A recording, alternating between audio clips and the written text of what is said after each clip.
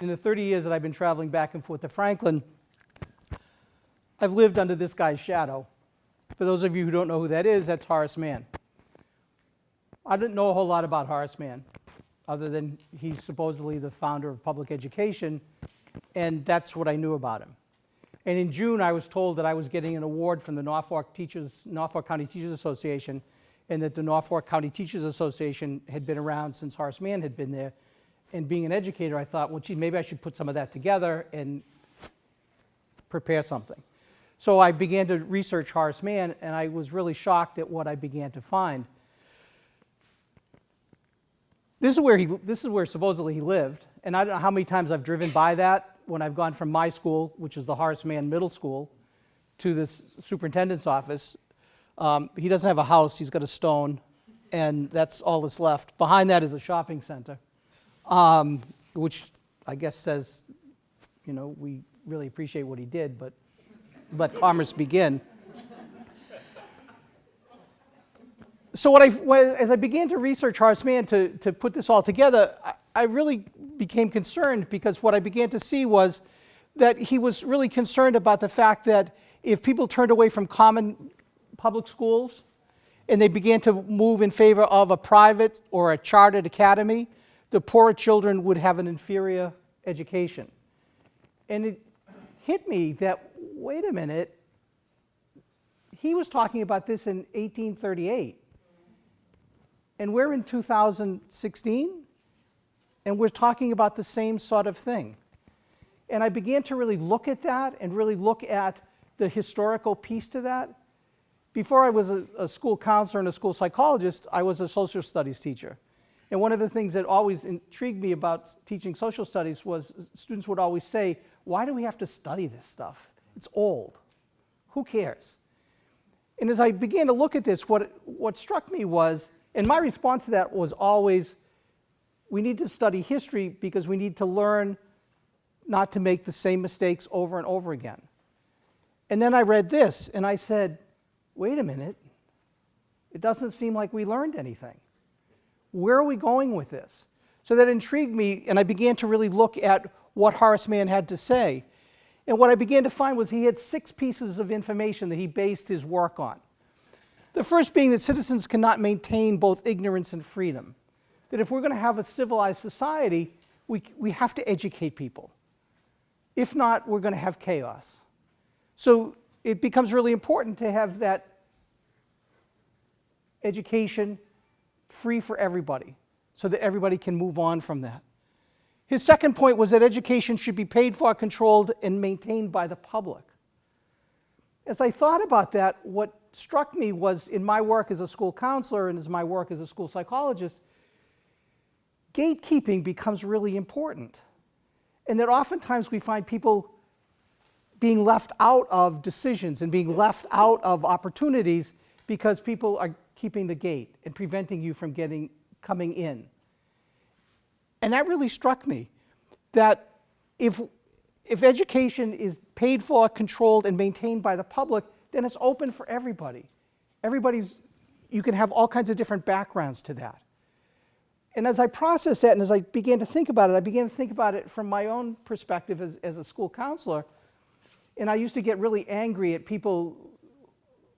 That's also what I teach at Fitchburg, teach students to become guidance counselors. And one of the things I get really angry with is when a teacher says, or one of my students there says, you know, we have to prevent this person from going to such and such a place because they don't have the right score or they don't have the right grades or those kinds of things. To me, that's gatekeeping. And I began to see that again here, that when you control that, you leave people out. And it dawned on me, I went back to my high school career, and I happened to go to parochial high school because that was what was expected back in the days that I was in high school. And what struck me was, I remember one of my best friends who also applied to the same school that I did, except his parents wanted him to be excused from a religion class. And the headmaster at the time said, well, you either come to school and take all of the classes, or you don't come. And so he was excluded from that experience of the high school that I went to because his parents were not of the same religion and therefore was excluded. Forward a bunch of years, I was director of student services at a for-profit vocational junior college. And I didn't know what all that meant at the time, what a for-profit junior college really was, because when I was hired, I was so excited about the curriculum that they were offering. They offered respiratory therapy, and they offered veterinary technician. They offered equine science. And I'm thinking, this is really wonderful, because students who maybe didn't have the opportunity to go to other places could come here and really have a wonderful experience. And I really was excited about that. And I'm thinking, this is really inclusive and wonderful, until all of a sudden one day, there was beginning to be grumbling about finances. And as the grumbling about finances was going on, the students, as director of student services, asked me to put some sort of a program together. And I went to the gentleman who owned the college, and I said, I need some money for this program. And I was told there was no money for that program. And I said, well, what do you mean there's no money? You charge them all $500 per year, student activity fee. And he said, there is no money for that. And I began to question where that was going and what that meant. And very shortly after that, the president came to me and said, I can't put up with this anymore. I'm resigning at noontime. The academic dean came and told me he was resigning at 2.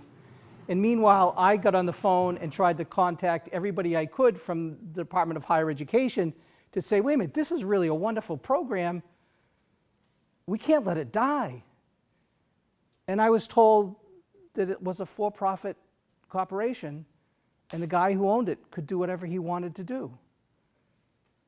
And I said, wait a minute, I can't be part of that, and I resigned at 3. But what bothered me about that was not so much not having a job, which bothered me a little bit, but what was more concerning to me was the fact that there were 300 students that within a very short period of time would be out of a college experience. And where would they go? Because there was no other program that I knew that was like that. And it began to cause me to think about, wait a minute. In a public program, everybody can be there.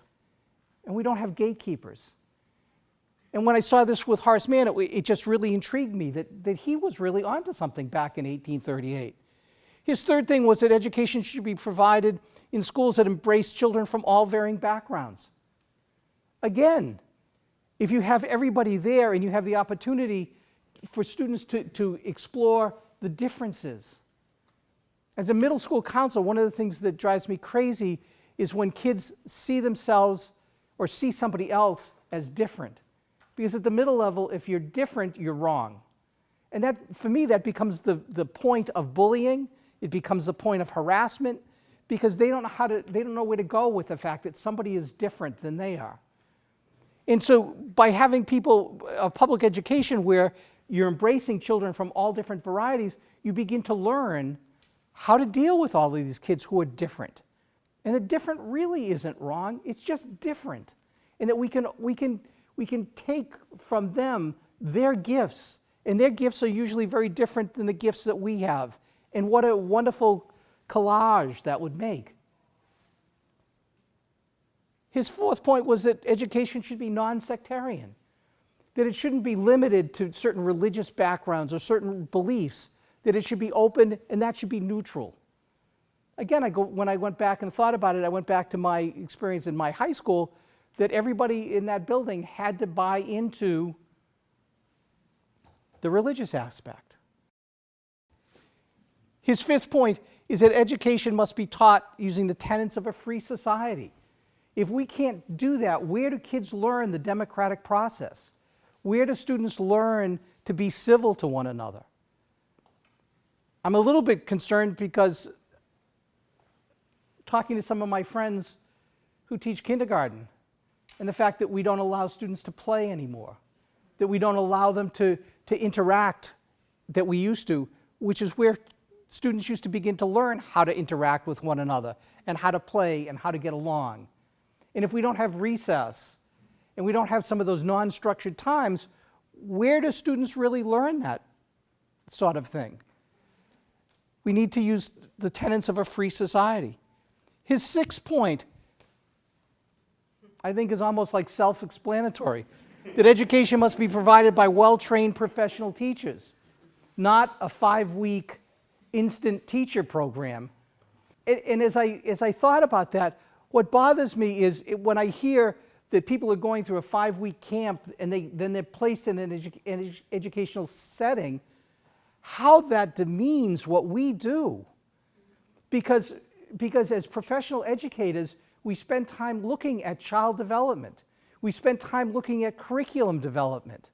We spend time studying psychology, how to communicate, all of those kinds of things, and yet we have people who are taking these 5-week wonders and placing them in a classroom and expecting that they're going to educate the youth of America. And to me, that's really frightening. As I looked at his 6 principles, what I began to realize was we're fighting the same battle he's fought back in 1838. And I go back to my social studies teaching, and if we haven't learned and we're not aware of that, where are we going? We need to be aware of his principles so that we can strengthen our perspective and really move forward. Thank you.